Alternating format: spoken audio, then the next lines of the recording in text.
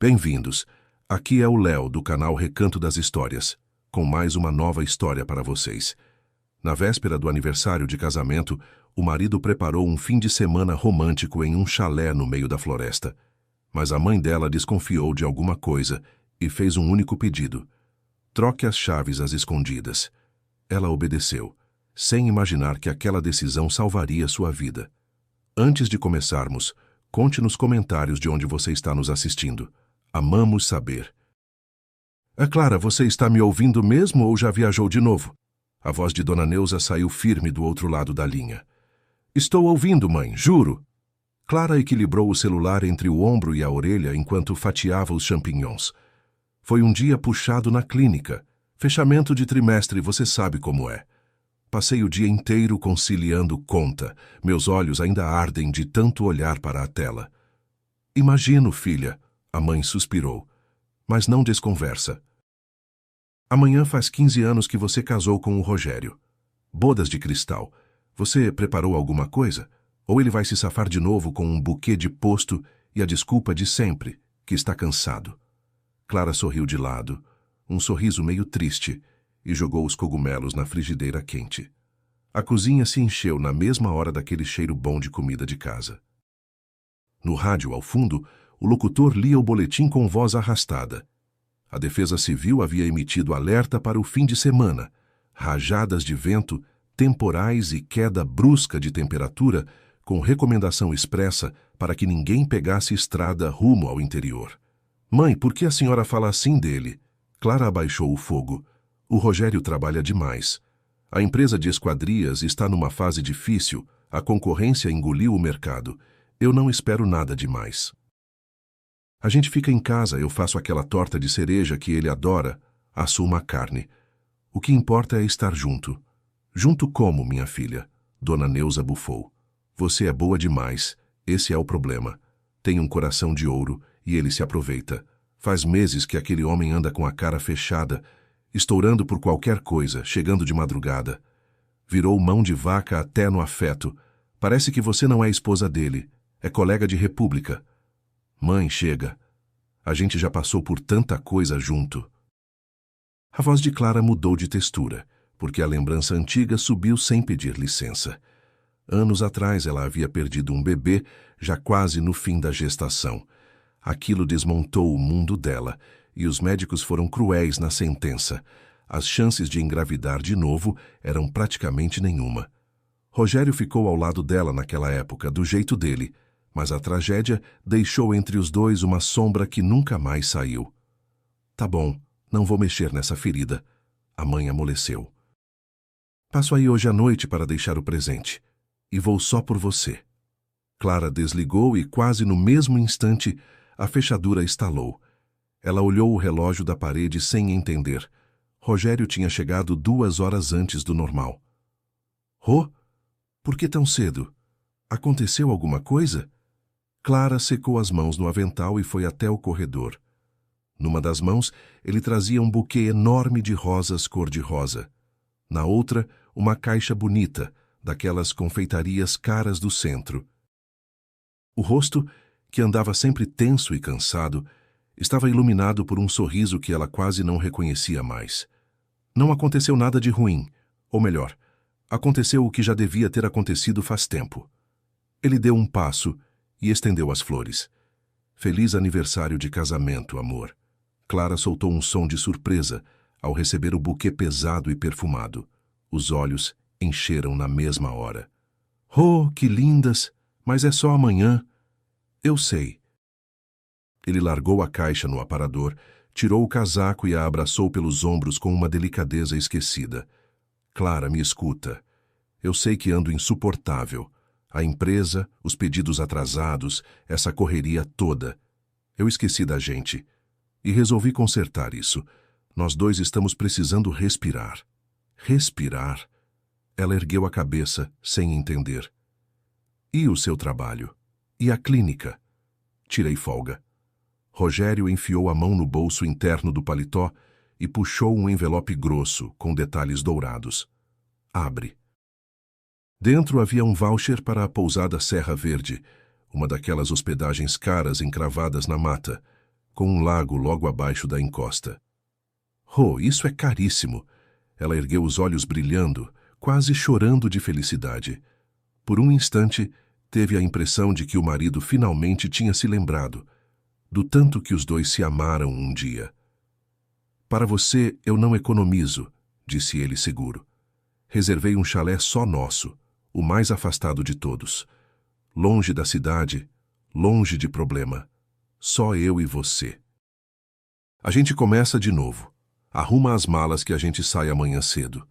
Mas, Rogério... Clara apontou com o queixo para a cozinha, de onde ainda vinha a voz do locutor. Estão avisando de temporal. Chuva forte, vento. A gente não podia adiar? Que nada. Ele fez pouco caso. Previsão do tempo nunca acerta. No máximo cai uma garoa. E imagina só, nós dois numa casinha de madeira, lareira acesa, chuva batendo na janela. Não é romântico? É. Ela se encostou no peito dele e sentiu o cheiro conhecido do perfume. Obrigada. Eu te amo tanto. Mais tarde, com Rogério no banho, a campainha tocou.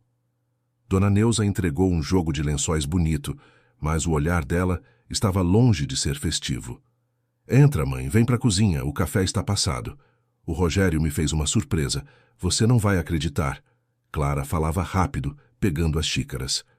A gente vai para uma pousada na serra. Chalé só nosso, os dois sozinhos. Dona Neuza não sorriu. Sentou-se devagar, entrelaçando os dedos sobre a mesa. Clara, senta aqui um minuto. O que foi agora, mãe? Clara obedeceu, sentindo um frio subir pela barriga. Eu nunca confiei totalmente no Rogério, você sabe disso. A mãe foi direta. Ainda mais depois daquilo, uns meses atrás. Mãe, a gente já discutiu isso 1000 vezes, Clara quase implorou. Você viu ele na porta de um restaurante com uma mulher. Ele explicou que era uma cliente grande. Estavam fechando o envidraçamento de um shopping. Eu acredito nele. Por que voltar nisso? Porque coração de mãe não erra, Clarinha. Esse tempo todo eu fiquei com a pulga atrás da orelha. E agora vem esse impulso repentino de pousada, justo com alerta de temporal. Que homem em juízo perfeito leva a esposa para o meio do mato com esse tempo? É coincidência. Clara tentou sorrir, mas os lábios travaram. Filha, me escuta. Dona Neuza baixou o tom. Se está tudo tão lindo e tão romântico assim, faz uma coisa por mim. Troca as chaves do chalé de lugar. Como assim? Clara olhou para a mãe como se ela tivesse sugerido assaltar uma agência bancária. Trocar por quê? Que história é essa? Que chaves? Você mesma disse que ele foi buscar as chaves antes na recepção. Quer dizer que ele sabe exatamente qual chalé é o de vocês. Toda pousada dessas põe uma plaquinha de madeira na chave, com nome ou número. Solta as plaquinhas e troca uma pela outra. Mãe, isso é loucura. Parece brincadeira de criança. Se o teu marido for honesto, não acontece nada, cortou Dona Neuza. Ele vai enfiar a chave errada na porta errada, vai xingar a recepção, trocar de novo e pronto. Agora, se ele tiver algum plano por baixo dos panos, uma chave que não gira na hora certa, vira um estrago e tanto. Clarinha, eu te peço. Faz isso por mim. Clara passou o resto da noite fora do eixo. Tentava empurrar o pensamento para longe, dizendo a si mesma que a mãe era desconfiada demais, que só queria protegê-la. Mas a semente da dúvida já tinha rachado por dentro. No dia seguinte pegaram a estrada. O céu estava fechado, cor de chumbo. O vento sacudia as copas das árvores anunciando o que vinha. Rogério dirigia calado. Toda a leveza da véspera havia sumido, substituída por uma tensão elétrica. Rô, está tudo bem?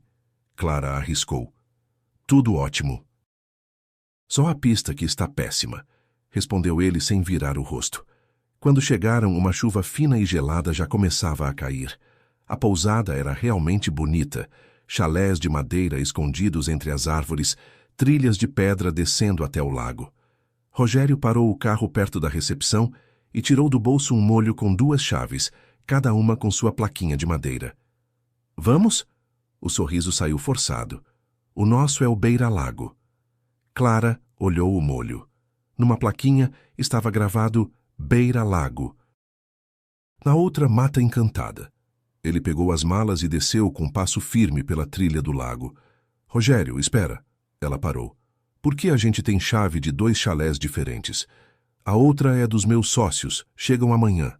Ele se virou e passou uma irritação rápida pelos olhos dele. Anda logo, Clara. Está começando a chover. Chegaram a um chalé bonito, de frente para a água. A chave entrou na fechadura e a porta abriu fácil. Lá dentro era quentinho, cheirava a madeira e a mato molhado. Clara começou a desfazer as malas, mas o marido não parava quieto.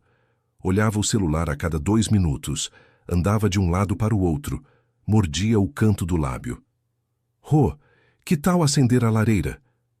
Ela tentou aliviar o clima. Já. Escuta, Clara. Ele parou de repente. Preciso fazer uma ligação urgente. Tem uma carga de ferragens em risco e aqui o sinal não pega. Vou lá para a varanda.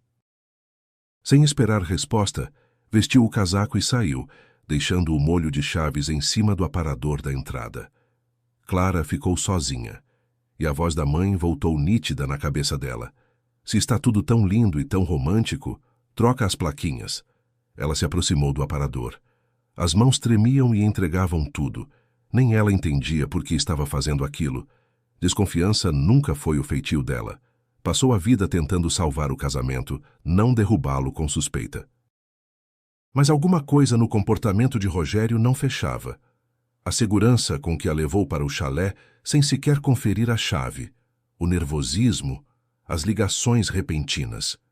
Era um quebra-cabeça sem desenho, com um movimento rápido e preciso dos dedos, herança de anos lidando com detalhe miúdo de planilha. Ela soltou as argolinhas e trocou as plaquinhas de lugar. Agora, a chave do chalé onde estavam pendia da plaquinha Mata Encantada e a chave da casa do meio do mato pendia da plaquinha Beira Lago. Mal recolocou o molho no lugar e a porta se abriu. Rogério apareceu mais pálido e mais alterado ainda. Clara, é o seguinte, ele começou sem encará-la. A coisa é mais séria do que eu pensava. Preciso sair, no máximo 1 hora. Sair para onde? Ela sentiu o chão sumir. Rogério, é o nosso aniversário de casamento. Eu sei, amor, me perdoa. Ele chegou perto e beijou depressa o rosto dela. O fornecedor está num povoado aqui perto. Se eu não assinar hoje, o caminhão volta carregado. Eu volto voando, juro. Vai se acomodando, descansa. Ele pegou as chaves do aparador e enfiou no bolso sem olhar. Rogério, ela chamou, mas a porta já tinha batido. Clara afundou no sofá, abraçando os próprios ombros. Por dentro, tudo se fechava num nó de mau pressentimento. O silêncio do chalé pesava, quebrado só pelo barulho da chuva engrossando lá fora. Uns 20 minutos depois, o som de um motor a fez levantar. Ela foi até a janela. Diante do chalé vizinho, uns 50 metros adiante, parou um carro importado. A porta abriu e desceu uma morena elegante de trench coat. O coração de Clara disparou. Ela recuou da janela e voltou no mesmo segundo, incapaz de desgrudar os olhos do vidro. A morena abriu a porta de trás e de lá saiu uma menininha de uns 5 anos, de capa de chuva rosa. A criança ria alto, esticando as mãozinhas para pegar as gotas. E foi então que, contornando a lateral do chalé, apareceu Rogério. Clara congelou. Os dedos se cravaram no parapeito. O marido, que deveria estar a caminho de um fornecedor inexistente, correu na direção da mulher e da criança. Papai! A vozinha atravessou o barulho da chuva. A menina se jogou nos braços dele e Rogério a ergueu no ar, girando com ela. Vanessa, Manu, já chegaram? Como foi a viagem com esse tempo? A voz dele tinha uma ternura que Clara não ouvia havia anos. Oh, que saudade! A morena se aproximou e o beijou.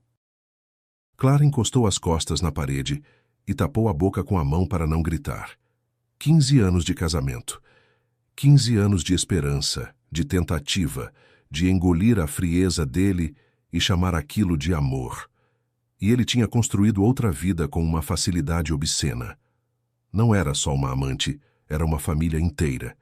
Ele havia se tornado o pai da filha de outra pessoa, exatamente aquilo que Clara não conseguiu lhe dar. Ela ficou ali, balançando o corpo de leve, enquanto a realidade demolia tudo sem pressa. O choque era tão grande que não sobrava nem choro alto nem movimento. Preciso sair daqui, preciso fugir. Era o único pensamento que funcionava. Com as pernas bambas, ela se levantou e vestiu o casaco. Tinha que sair sem ser vista, alcançar a estrada, pedir carona, qualquer coisa, contanto que não visse mais aquilo. Clara entreabriu a porta do chalé e escorregou para a varanda. As vozes vinham da varanda vizinha. Rogério e Vanessa estavam de costas, organizando as bolsas, e o vento trazia pedaços da conversa. Rô, até quando a gente vai viver escondida? A voz dela saiu manhosa. A Manu vive perguntando por que o pai dorme tão pouco em casa. Você prometeu que a gente ia casar. Vanessa, meu amor, eu já pedi paciência. A voz de Rogério estava macia, persuasiva, e Clara sentiu o estômago revirar com aquele tom. Você sabe que eu ainda estou resolvendo a minha situação com aquela mulher. Tem partilha, tem bens no nome dela, tem dívida antiga da família. Isso tudo leva tempo. Enquanto não estiver tudo assinado, eu não posso me mudar de vez. Clara ficou dura no lugar. Aquela mulher. Como se ela fosse um processo, uma pendência de cartório. Eu entendo. A gente já está junto há mais de 1 ano, dá para esperar mais um pouco. Vanessa suspirou, encostando no ombro dele. Mas você falou que ia vender aquele terreno que está no nome dela, para a gente comprar um apartamento grande para nós 3. Quando isso acontece? Logo, logo. Em poucos dias eu resolvo essa pendência e a gente fica junto para sempre. Entra, vai, está frio aqui fora. Clara recuou e quase tropeçou no degrau. Resolver a pendência. A pendência era ela. E o terreno só podia ser o sítio que estava no nome dela, com a escritura guardada no cofre de casa. E de repente a porta do chalé se abriu atrás dela. Clara levou um susto e se virou de uma vez. Na soleira estava um senhor de idade, de capa de chuva encerada e capuz na cabeça. Trazia uma lanterna e um molho de chaves. O rosto era todo marcado de rugas e os olhos estavam arregalados de surpresa. Ave Maria, desculpa, dona, assustei a senhora, resmungou ele com voz rouca. Sou o Matias, tomo conta daqui. Mas a senhora está hospedada nesse chalé. Clara enxugou o rosto às pressas, tentando se recompor. Boa noite. Eu e meu marido alugamos este aqui, o Beira-Lago. O Beira-Lago? Seu Matias coçou a nuca. Que esquisito. Eu achava que estava vazio. Vim só conferir os canos antes da chuva apertar. O seu marido, o senhor Rogério, se não me falha a memória, reservou 2 chalés e ficou se gabando para todo mundo aqui que a surpresa para a esposa estava preparada, era no Mata Encantada. Aquele lá no fim da propriedade colado no mato. Fim de mundo não passa, Vivalma. Clara franziu a testa tentando atravessar a névoa de dor e entender o que aquilo significava. O senhor tem certeza? Ele me trouxe para cá. Certeza absoluta. Seu Matias apertou os olhos. Eu vi com esses olhos o seu marido chegar ontem com uns homens de cara amarrada. Ficaram rondando o Mata Encantada, entraram no porão, testaram um cadeado. Eu ainda perguntei o que estavam aprontando. Eles me olharam de um jeito que me deu arrepio. Ele disse que era surpresa. E hoje, olha só, a senhora está aqui. Pelo visto, ele mudou os planos. As palavras do caseiro caíram na cabeça de Clara como trovão. Rogério não tinha se confundido de chalé. Ele a instalou no Beira-Lago de propósito, para deixá-la desprevenida enquanto encontrava Vanessa ali do lado, e o Mata Encantada tinha outro fim reservado. E pela primeira vez, ela entendeu o tamanho do que havia feito com aquelas 2 plaquinhas de madeira.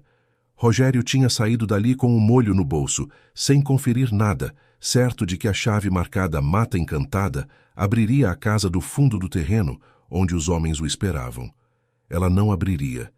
Ele ia enfiar a chave errada naquela fechadura, forçar, tentar de novo, e no segundo em que percebesse as plaquinhas invertidas, ia entender exatamente uma coisa. Alguém havia mexido no molho. E a única pessoa que tinha ficado sozinha com aquelas chaves era a esposa. Ou seja, ele já sabia, já estava voltando. Seu Matias, a voz de Clara falhava. Me ajuda, pelo amor de Deus. Eu preciso ir embora daqui agora. O velho viu o rosto branco de cera e as mãos tremendo e o bom humor sumiu de uma vez. Entendi. A coisa está feia, né? Disse baixinho. Tenho uma bandeirante velha atrás do prédio da administração. Vamos pelos fundos entre o mato, para ninguém enxergar da trilha principal. Obrigada. Clara agarrou a bolsa. Saíram pela porta dos fundos exatamente no instante em que passos apressados vieram do lado do chalé vizinho. Clara? Clara, cadê você? Era Rogério. E na voz dele não havia carinho nem preocupação. Havia medo puro. Ele tinha ido até o Mata Encantada, brigado com uma fechadura que não cedia, olhado as plaquinhas trocadas na palma da mão e entendido, com pavor, que a esposa havia percebido o jogo e sumido. Clara! Ele gritava, indo de um chalé a outro debaixo da chuva. Ela corria agachada atrás do velho caseiro, atravessando o mato encharcado. Os galhos batiam no rosto, a água entrava nos olhos, mas ela não sentia frio nem dor. Por dentro ardia um fogo que queimava até a raiz 15 anos de ilusão, medo e devoção sem fim. Só que, no último instante, Clara ficou para trás de propósito e se enfiou no meio dos arbustos. Uma ideia tinha amadurecido na cabeça dela. O vento crescia a cada minuto, deixando de ser um sopro incômodo para virar anúncio de catástrofe. Os galhos chicoteavam seu rosto, mas ela avançava teimosa pela mata, na direção do chalé isolado. Fugir tinha ficado em segundo plano. Ela precisava saber a verdade inteira. A porta do Mata Encantada estava destrancada, escancarada como quem entrou às pressas depois de brigar com a fechadura. Clara entrou de mansinho e o olhar caiu de imediato numa porta entreaberta que descia para o porão. Desceu os degraus rangendo e parou. Sobre uma mesa velha, sob a luz fraca de uma lâmpada, havia maços de dinheiro, documentos de terceiros, fotografias de gente que ela nunca vira e um documento de identidade. Da foto olhava para ela um homem completamente desconhecido, mas o nome... De repente a porta da frente bateu lá em cima. Rogério, você acha que a gente é otário? A voz veio grossa, arranhada. Apavorada, Clara se espremeu no canto mais escuro do porão, atrás de uma pilha de caixas. Os passos ficavam mais pesados sobre a cabeça dela. Deixa eu explicar. A voz do marido vibrava de pânico. O plano era perfeito. Ela tinha que ter chegado aqui 1 hora atrás. Cadê ela? Resmungou outro. O dinheiro é para amanhã. Você garantiu que hoje a sua mulher ia se perder no mato no meio do temporal.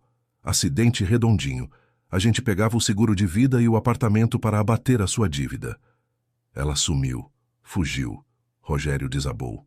Trocou as plaquinhas das chaves, o desgraçado do molho não abriu a porta. Ela desconfiou de alguma coisa. Mas eu pago tudo, juro. Assim que eu receber a herança, eu pago. Clara tapou a boca com as 2 mãos. As lágrimas queimavam. O marido queria se livrar dela por causa de dívida. Nesse instante, o cotovelo dela escorregou e um vidro vazio rolou com estrondo pelo chão de cimento. Lá em cima, o silêncio ficou pesado. Quem está aí? Alarmou-se a voz grossa. Dimas, desce lá e confere. Passos pesados começaram a descer. Clara fechou os olhos com força. O facho da lanterna varreu a parede e bateu no rosto dela. Diante dela estava um homem alto, de jaqueta escura. Ele olhou aquele rosto inchado de choro e deformado de medo. Depois olhou para a escada. E aconteceu o que ela menos esperava. Fica quieta, sussurrou o sujeito, baixando a lanterna e mostrando por um segundo um distintivo de polícia por dentro da jaqueta. Você é a Clara? Ela assentiu sem voz. Escuta com atenção e responde baixo assim como eu. Ele a ajudou a levantar. A equipe está atrasada por causa do temporal. O sinal está bloqueado. Eu não contava que você aparecesse aqui sozinha. Isso quebra a operação inteira. Vou dizer lá em cima que era um gato. Assim que eles se distraírem, você pula pela janela dos fundos e some no mato. Entendeu? Clara apertou as mãos contra o peito. entendendo que aquele homem estava arriscando a própria vida, e 3 anos de trabalho para salvá-la. "Corre!" ele ordenou só com os lábios, e virou-se para a escada gritando: "É gato! Tem uma janela quebrada aqui! Entrou bicho!" Clara nem se lembra de como passou pela janela do porão e disparou mata adentro. A chuva já era uma parede. O vento derrubava, quebrava galho. Ela corria às cegas, tropeçando em raiz, até que o chão desapareceu sob os pés e uma dor aguda atravessou o tornozelo. Rolou barranco abaixo por uma ravina funda e apagou. Acordou porque alguma coisa quente e úmida cutucava sua bochecha. Abriu os olhos e deu de cara com o focinho enorme de um cachorro grande. "Kaiser, sai daí, deixa ela", soou uma voz masculina calma. Ela tentou se erguer e gemeu de dor na perna. Um homem de meia idade, barba cerrada e capa de chuva, se abaixou ao lado dela. "Fica deitada, isso aí parece torção", disse ele, apalpando o tornozelo com cuidado. "Meu nome é Miguel. Sou o guarda da reserva aqui." "E a senhora como veio parar numa ravina com esse tempo?" "Eu preciso me esconder", sussurrou Clara, tremendo de frio. "Fica calma, minha casa é perto. Passa o braço no meu pescoço." Miguel a levantou como quem levanta um cobertor e a carregou por dentro do temporal. Mal chegaram a uma construção pequena de madeira e o vendaval desabou de vez. Veio um estalo ensurdecedor.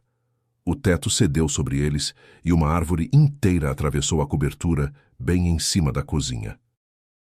"Não acredito", Miguel gritou por cima do vento.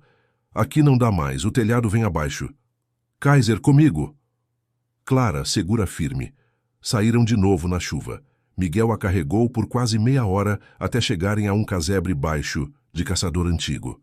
Lá dentro cheirava a mofo e a erva seca. Ele acendeu o fogão a lenha, enrolou a hóspede num saco de dormir e serviu chá quente. Não havia sinal de celular.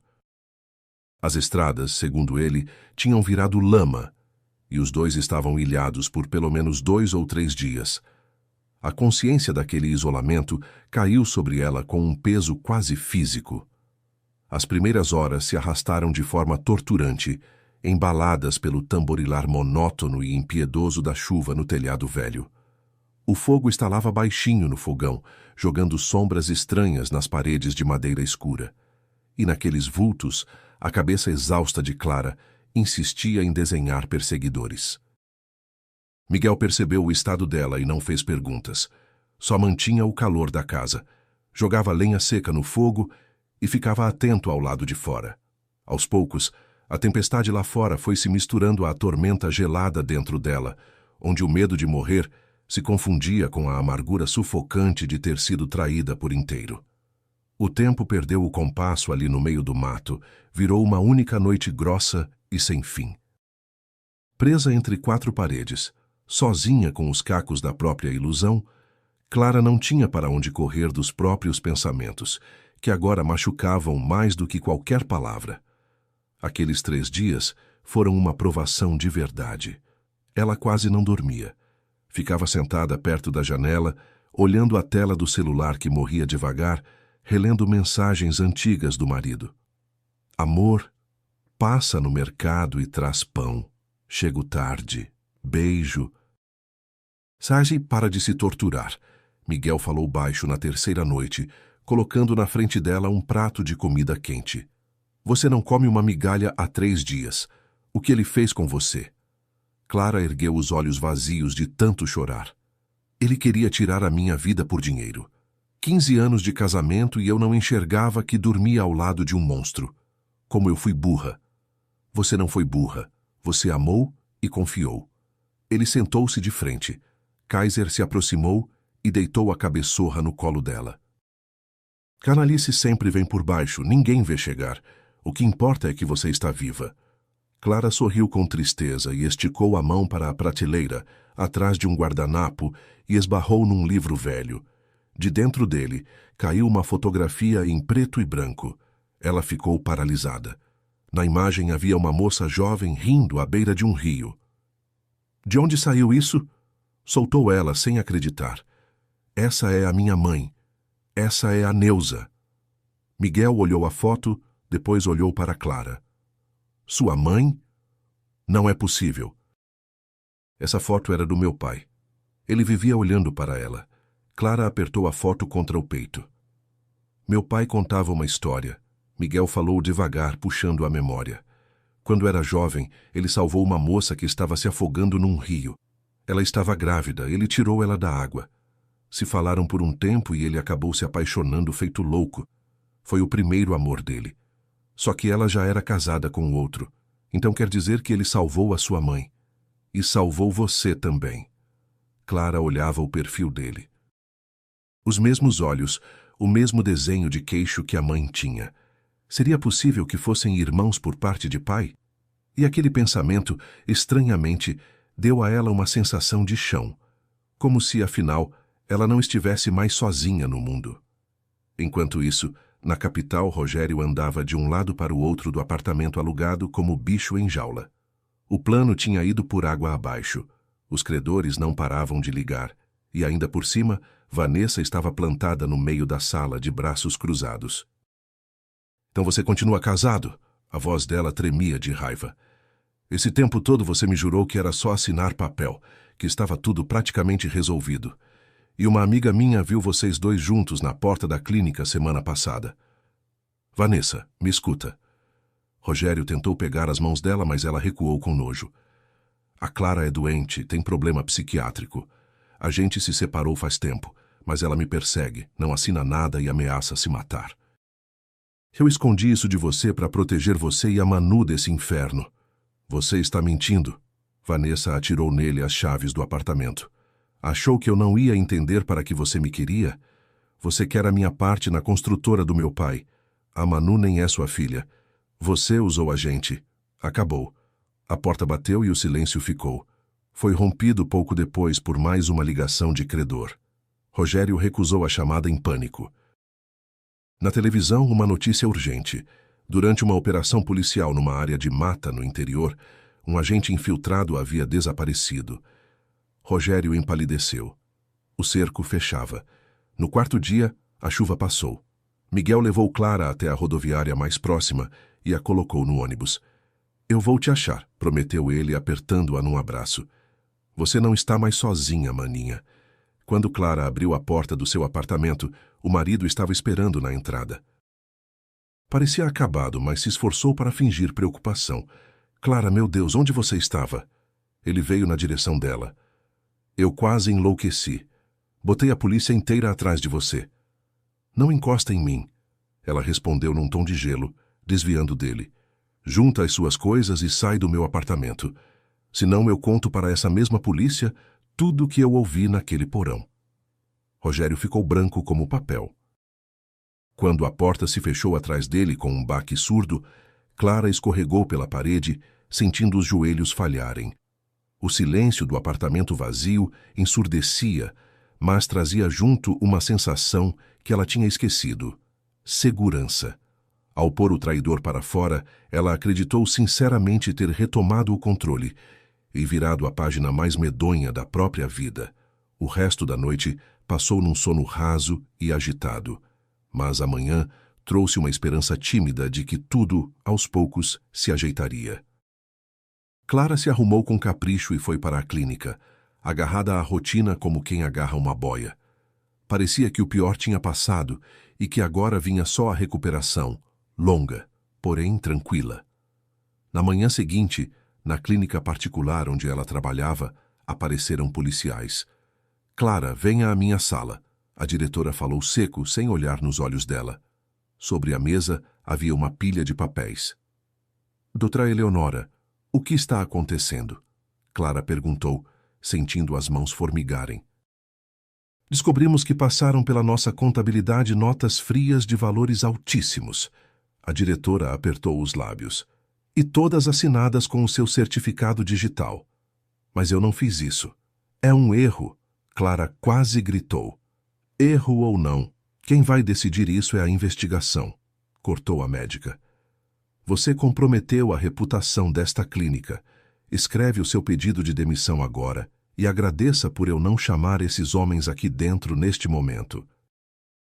No corredor, Clara viu os colegas com quem tomava café havia anos desviarem o rosto e fingirem estar ocupados. Ninguém disse uma palavra de apoio. Ela saiu para a rua sem enxergar direito por causa das lágrimas e andou muito tempo, até se dar conta de que estava numa ponte antiga do centro. O vento batia no rosto dela e, de repente, deu uma vontade quase física de olhar para baixo, para a água revolta, só para esfriar as faces em brasa e acalmar o coração descompassado. Parecia que a vida tinha desabado até o alicerce. Foi quando uma mão firme pousou de leve no ombro dela. Clara se virou e prendeu a respiração. Diante dela estava Douglas, o mesmo homem do porão, o que a salvou. Não precisa chorar. Acabou, disse ele baixo. Você está viva. Eu pensei que os comparsas tivessem... O senhor sabe. Eles não tiveram tempo para mim. 10 minutos depois da sua fuga, o batalhão de choque chegou. Helso policial estava infiltrado e vinha em cima dessa quadrilha havia 3 anos. A sua entrada naquele porão quase derrubou tudo, mas a gente pegou quase todos, incluindo os capangas do seu marido. E ele tem o que a ver com isso? Sussurrou Clara. Rogério é peça pequena. Um dia os chefes dele passaram a perna na minha mãe e nos deixaram na rua. Douglas se apoiou no parapeito, olhando a água.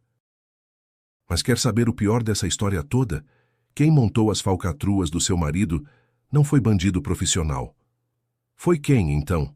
O coração dela acelerou. A sua sogra. Como? Clara recuou um passo. Ela é aposentada, mora no interior, vive fazendo bolo. Foi Dona Terezinha que armou a fraude na clínica para tirar de você o emprego e qualquer chance de reagir. E foi ela quem contratou um seguro de vida altíssimo em seu nome, usando assinaturas falsificadas para oferecer aos credores como garantia da dívida do filho. Mas por quê? A cabeça dela girava diante do tamanho daquilo. Ganância. Ela vendeu o apartamento, botou tudo numa pirâmide financeira e perdeu cada centavo, arrastando o Rogério junto para o buraco. Ela achava que estava só empurrando papel, ganhando tempo. Só que uma apólice desse tamanho na mão de gente daquele tipo deixa de ser garantia e vira encomenda. Quem transformou a assinatura falsa num plano para te matar no meio do mato foram os credores, com o seu marido dentro.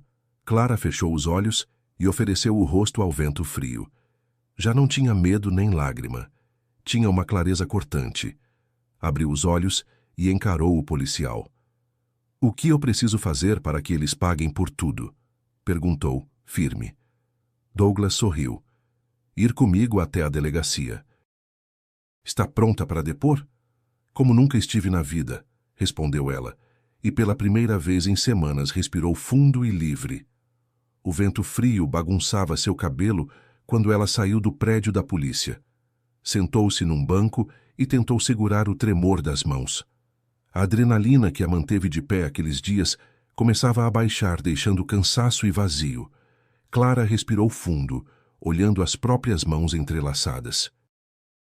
Parecia que depois do pesadelo inteiro, depois de cada palavra dita na sala do delegado, ela tinha ficado absolutamente sozinha naquela cidade enorme e indiferente. Levou um tempo para perceber os passos leves no calçamento, de tão afundada que estava nos próprios pensamentos. Uma sombra cruzou a beira do banco e quebrou a solidão que ela mal tinha começado a habitar. Clara virou o rosto e ficou paralisada. Era Vanessa. Por favor, não me manda embora. A morena falou baixo, sem nenhum resquício da arrogância de antes. Os olhos dela estavam cheios d'água. A gente precisa conversar. Sobre o que, exatamente? Clara perguntou, exausta, desviando o rosto. Você sabia de tudo? Eu não sabia do principal. A outra se apressou, tocando a manga dela. Eu juro, para mim ele estava só terminando um casamento que já tinha acabado. E hoje de manhã me ligaram do banco.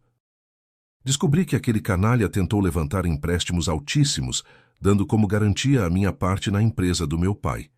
Clara riu com amargura. Então nós duas fomos só um meio para ele. Eu estou em choque. Vanessa cobriu o rosto com as mãos. Eu acreditava naquele homem. A Manu se apegou a ele. Clara, me perdoa. Eu fui uma cega, uma idiota. Ele usou nós duas. E olha, eu quero te ajudar a acabar com ele. A conversa foi cortada pelo toque do celular. Era Douglas. Clara, presta muita atenção. A voz dele estava tensa. O Rogério vai tentar sair do país. Já tem documento falso pronto. Mas antes de sumir, ele quer pegar aquela mala de dinheiro. A mala? Clara franziu a testa. Aqui estava no porão. Essa mesma. E a gente precisa chegar antes. Se ele levar aquilo, nunca mais botamos a mão nele. Clara desligou e olhou para Vanessa. Ele está indo para o chalé. Eu vou até a delegacia falar com o Douglas. Conto tudo e levo eles até lá, declarou a outra já de pé. E você? Toma cuidado. A mata à noite recebeu Clara e Miguel com um sussurro inquieto de folhas. Ele ia na frente, abrindo caminho com a lanterna fraca. Estou com medo, Clara sussurrou se enrolando no casaco. E se tiver bandido lá? Não teme, estou contigo. Miguel apertou a mão dela. Além do mais, o Douglas disse que aquele dinheiro no porão não é deles. É de quem, então? É dinheiro vivo que o Rogério desviou por baixo do pano das contas da construtora do pai da Vanessa, explicou ele, sem diminuir o passo. Quando viu que o plano do seguro tinha furado, ele limpou a amante e resolveu fugir sozinho com essa grana. Clara parou pesada. Meu Deus, 15 anos lavando camisa daquele homem, fazendo janta, e eu nem desconfiava do tamanho da frieza dele. Com quem foi que eu vivi? Desceram ao porão. A mala continuava lá, sob umas tábuas velhas. Miguel mal tinha puxado a alça quando, atrás deles, um gatilho estalou ao ser armado. Devagar, põe isso no chão. Clara se virou. Na porta estava o marido, o rosto branco, chupado, e nos olhos um desespero encurralado. Rogério, ela soltou. Afasta dele. A voz dele saiu carregada de raiva. Eu preciso desse dinheiro. É a minha única chance de continuar vivo. Vivo? Clara gritou chorando. E eu? Você queria me matar aqui dentro desse porão? Não. Rogério deu um passo e baixou a arma. Eu juro por tudo que é sagrado, eu nunca quis a sua morte. Eu me enrolei, só isso. Eu queria te assustar. Achei que você ia se perder no mato, ia ficar apavorada e depois assinaria uma procuração para mim. Eu pegava o dinheiro e sumia. Mas esses caras resolveram ir além. Quando viram a apólice que a minha mãe assinou no seu nome, mandaram te eliminar. E eu fui covarde demais para dizer não. A sua mãe assinou no meu nome? Clara não acreditava no que ouvia. Assinou, para segurar os credores. Ele engoliu seco. Ela não sabia o que ia virar aquilo. Nem eu sabia, até ser tarde demais. De repente, o escuro do porão foi rasgado pelo facho de uma lanterna forte. 3 homens robustos de jaqueta de couro desciam a escada. Que cena de família comovente, zombou um deles, sacando a arma. Passa a mala. Agora. Rogério recuou, colocando o corpo na frente da esposa. Eu entrego tudo. Só não encostem nela. Tarde demais, Rogério. Você virou problema grande demais. E foi nesse instante que as sirenes uivaram lá fora. A mata se acendeu de azul e vermelho. Polícia! Todo mundo larga a arma! A voz de Douglas veio pelo megafone. O grupo tático invadiu o porão. Virou tumulto. Um bandido empurrou Miguel, outro correu para a janela. No meio da confusão, Rogério agarrou a mala e disparou pela saída dos fundos. Parado! Miguel gritou indo atrás. Clara alcançou a área externa a tempo de ver o marido, cego pelos holofotes, escorregar na beira do barranco sobre o rio inchado pela chuva. Clara, me perdoa! O grito se cortou. O corpo despencou e sumiu na água escura. Vanessa chegou correndo sem fôlego. Cheguei a tempo. Você está bem, Clara? Mas Clara só olhava o barranco vazio, sem conseguir dizer nada. O corpo do marido nunca foi encontrado. Depois de dias de buscas na correnteza, a polícia o declarou morto. Um mês depois, Clara estava sentada na cozinha do apartamento, olhando pela janela sem ver nada. A vida ia voltando aos trilhos devagar. A perícia comprovou que as notas frias haviam sido emitidas com o certificado digital dela usado de forma criminosa por gente de fora da clínica. Clara foi inocentada e readmitida com direito ao que tinha deixado de receber, e a doutora Eleonora até tentou um pedido de desculpas engasgado no corredor. Miguel aparecia quase todo dia, ajudava com papelada, conversava com os advogados para tirar do nome dela as dívidas que o marido tinha deixado. O cuidado dele era tão silencioso e tão sincero que Clara começou a se pegar esperando os passos dele na escada. Só que, toda vez que os dois se viam sozinhos naquele espaço fechado, um constrangimento quase físico se instalava entre eles. Miguel, acostumado com o espaço aberto da mata e com a própria companhia, parecia enorme e desengonçado dentro de uma cozinha de apartamento. Tinha um medo desesperado de fazer um movimento a mais ou dizer alguma bobagem que trouxesse o pesadelo de volta. E Clara, que ainda se sobressaltava com qualquer barulho seco, simplesmente não sabia como aceitar um cuidado masculino que não cobrava nada em troca, depois de 15 anos, casada com um manipulador. Quem desmontava aquele clima, e às vezes era o culpado por ele, era invariavelmente o Kaiser. Miguel não tinha coragem de deixar o amigo no carro, então o cachorrão vinha junto sempre. Numa dessas noites, Miguel apareceu para ajudar com mais uma pilha de cobranças e notificações. Estavam sentados à mesa da cozinha, Clara concentrada nos números, ele na frente, tentando quase não respirar para não atrapalhar.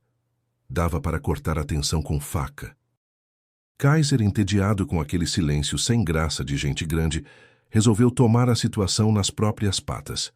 Saiu de debaixo da mesa, chegou perto de Clara e enfiou o focinho enorme, gelado e molhado bem no meio da mão dela. De susto, ela deu um gritinho e derrubou a caneta.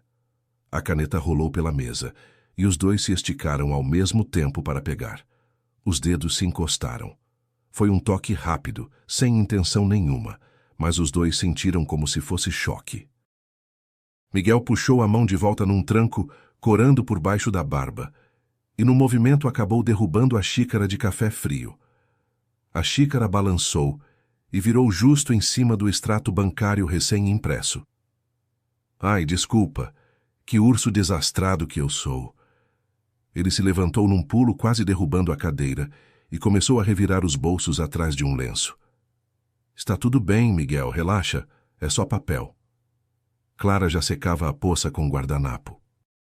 Nesse instante, Kaiser, convencido de que os humanos finalmente tinham inventado uma brincadeira decente, latiu alto, abocanhou a caneta num movimento relâmpago e se enfiou embaixo do banco da cozinha com ar de vitorioso, deixando de fora só o rabo abanando. Clara ficou imóvel, guardanapo encharcado na mão. Olhou para aquele gigante parado no meio da cozinha com cara de culpado, depois para o rabo balançando embaixo do banco. A tensão acumulada de horas simplesmente estourou. Ela soltou uma risadinha e um segundo depois já ria alto, uma risada de verdade. A primeira em todas aquelas semanas.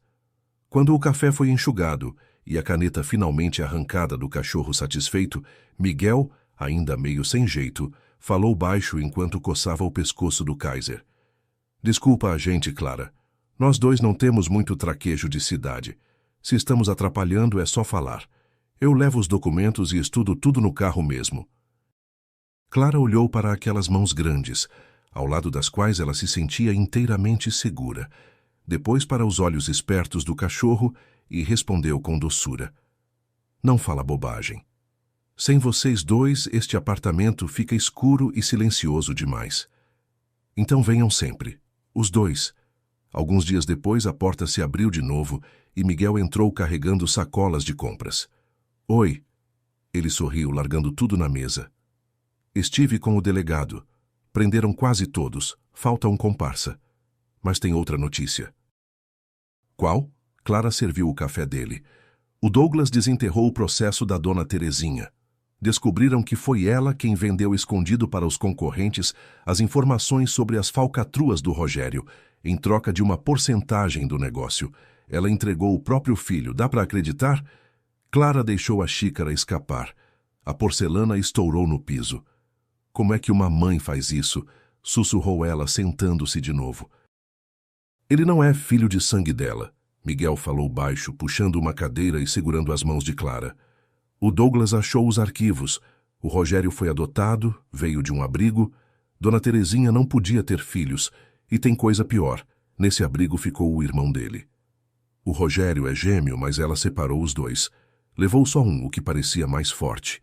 Ele nunca soube que tinha um irmão. Clara cobriu o rosto com as mãos. Sentiu, de repente, uma pena enorme do homem que amou por tantos anos. Um homem criado dentro da mentira, traído pela única mãe que teve. E então veio uma náusea violenta. Ela levantou de um salto e correu para o banheiro. Miguel foi atrás. O que foi? Você está branca. Chamo o resgate? Ele olhava para ela com aflição, pronto para carregá-la no colo a qualquer momento. O enjoo foi passando devagar, mas deixou um suor frio na testa e uma fraqueza zumbindo nas pernas. Ela apertou os olhos, esperando a tontura ceder, enquanto o mundo balançava perigosamente. Precisava se apoiar em alguma coisa para não desabar sob o peso das notícias e do segredo que ainda não tinha dito a ninguém. Não. Encostou-se na parede fria, respirando com dificuldade. A mão foi parar sozinha sobre a barriga. Eu fui ao médico ontem. Ergueu os olhos assustados para ele. Eu estou grávida. Os médicos sempre disseram que era impossível. Mas está aqui. Miguel ficou paralisado. Uma mistura complicada de sentimentos passou pelos olhos dele, mas ainda assim se aproximou devagar e a abraçou com cuidado. Isso é um milagre de verdade. Mas é filho do Rogério, filho de um homem que quis me destruir. Eu não sei como vou viver com isso. Você vai viver por essa criança, e eu vou estar do seu lado se você deixar. Passaram-se alguns dias. Clara voltava do trabalho quando o celular vibrou com um número desconhecido. Tamassá, Clara. Veio do outro lado um sussurro rouco, doente. O coração dela parou. Você está vivo? A correnteza me levou quilômetros rio abaixo.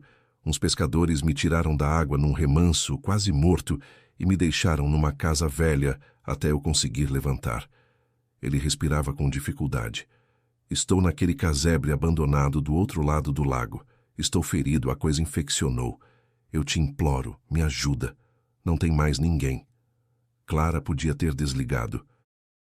Podia ter ligado direto para a polícia.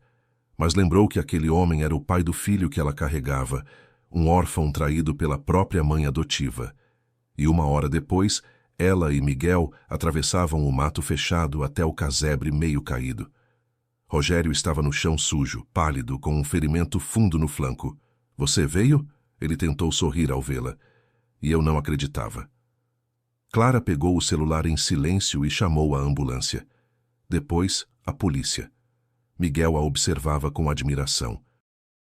Havia naquela mulher franzina uma misericórdia que parecia não caber neste mundo.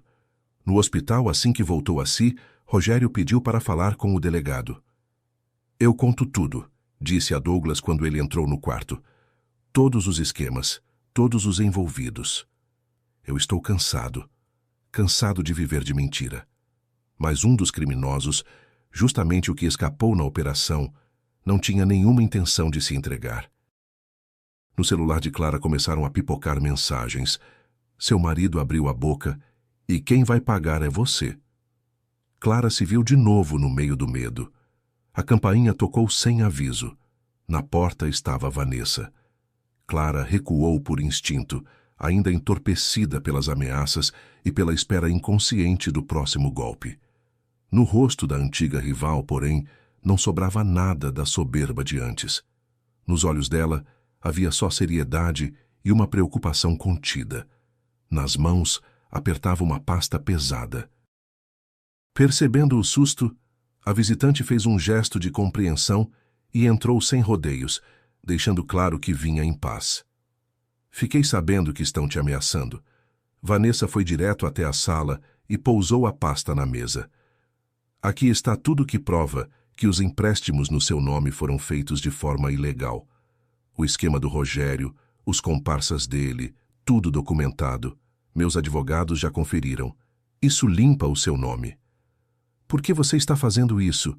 Perguntou Clara, com os olhos cheios. Por que nós, mulheres, temos que segurar umas às outras? A morena sorriu, triste. Eu vou embora. Vou abrir um negócio em outra cidade. E obrigada por ter aberto os meus olhos. Naquela mesma noite, sentado com Clara na cozinha, Miguel finalmente criou coragem para se abrir. Você sempre pergunta por que eu vivia lá no mato feito eremita, começou ele, encarando o fundo da xícara. Faz muitos anos, minha esposa morreu naquela mesma pousada. Foi passar um fim de semana com as amigas e começou um incêndio. Eu não consegui salvar ela. Depois disso eu perdi a confiança nas pessoas, me afastei de todo mundo, até te encontrar. Clara apertou a mão dele, entendendo o tamanho daquela dor. Os destinos dos dois pareciam amarrados por um fio invisível, mas resistente.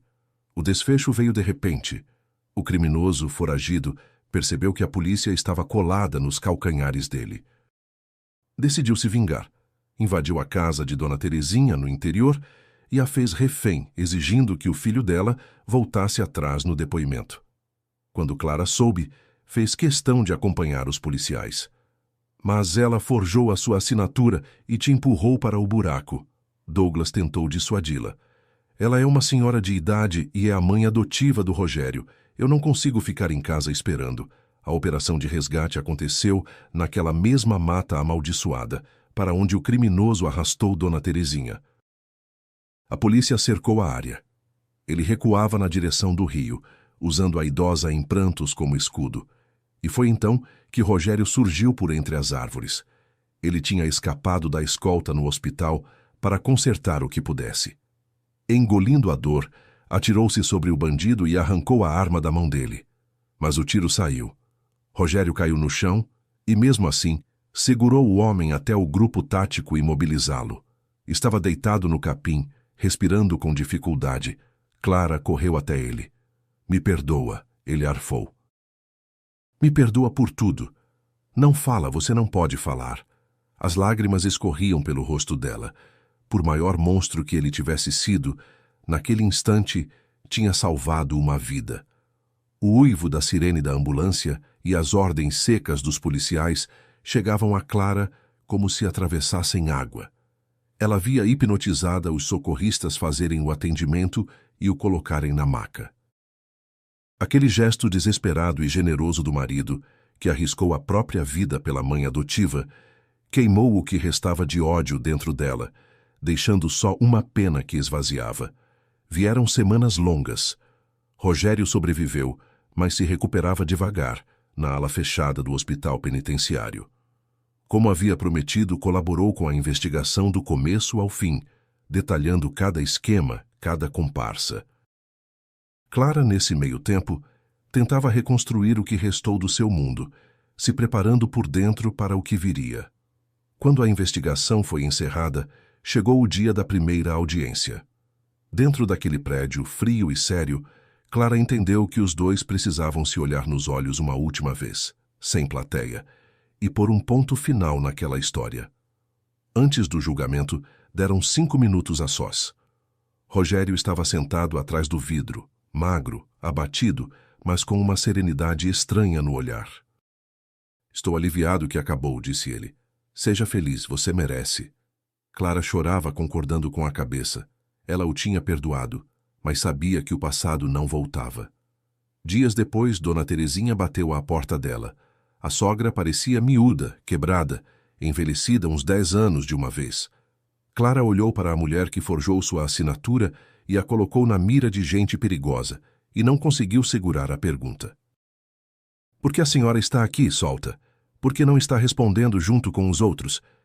A visitante suspirou fundo, amassando a ponta do lenço entre os dedos. Eu respondo, minha filha, só não em regime fechado. A voz dela virou sussurro. Fui condenada pela fraude, pela falsificação, por tudo aquilo que eu realmente fiz. Cumpro pena em casa por causa da idade e do coração. O que a investigação provou e o Rogério confirmou em todos os depoimentos é que eu não sabia do que planejavam contra a sua vida. Eu assinei aquele seguro para segurar credor, achando que estava ganhando tempo para o meu filho. Nunca me passou pela cabeça que aquele papel virasse uma sentença de morte para você. Ela baixou os olhos, sem coragem de encarar a nora. E o delegado ainda me ofereceu um acordo. Para prender os cabeças da quadrilha, a polícia precisava de prova sólida, e eu entreguei tudo. O caixa 2, gravações de ligações, contas escondidas, todo o material que eu vinha juntando em segredo para me proteger. Isso reduziu a minha pena. Mas a minha vida está destruída do mesmo jeito. Agora a minha prisão é a minha consciência. Ela se calou e, com as mãos trêmulas, colocou sobre a mesa uma escritura de doação da parte que lhe restava dos bens. Fica com isso. É o mínimo que eu posso fazer. Você foi a única que não me deixou morrer lá no meio do mato. Eu fui cega e gananciosa. Me perdoa se você conseguir. À noite, Miguel convidou Clara para jantar fora. Estava nervoso, torcia o guardanapo, até que tirou do bolso uma caixinha de veludo. Clara, eu sei que faz pouco tempo, mas eu te amo e tenho medo de te perder. Casa comigo. Ela olhou para o anel e o coração se partiu ao meio. Amava Miguel. Mas o medo de confiar de novo num homem ainda era mais forte. Miguel, eu ainda não consigo. Me dá um tempo, por favor. Ele guardou a caixinha, tentando esconder a decepção. Eu espero o tempo que for preciso. No dia seguinte, Dona Neuza apareceu na casa da filha. Estava visivelmente agitada. Filha, eu preciso te confessar uma coisa, começou, torcendo um botão do casaco. Eu não te mandei trocar aquelas chaves só por intuição. Na véspera da viagem eu vi com o Rogério uma apólice de seguro de vida. Um valor absurdo. O nome eu não consegui ler direito, mas entendi que tinha coisa muito errada ali. Clara estremeceu. De como esteve perto do fim. E tem mais. A mãe baixou os olhos. Eu vi o jeito que o Miguel olha para você. Você precisa saber a verdade. Você é filha do Geraldo, o pai do Miguel. O cômodo girou. O quê? Mãe, o que a senhora está dizendo? Eu amei aquele homem, Clarinha. Depois que ele me salvou, a gente ficou muito próximo. Mas no fim eu voltei para o meu marido e escondi isso a vida inteira. Então, muito provavelmente, você e o Miguel são irmãos. Clara saiu do apartamento correndo, sufocada de choro. Encontrou Miguel numa praça.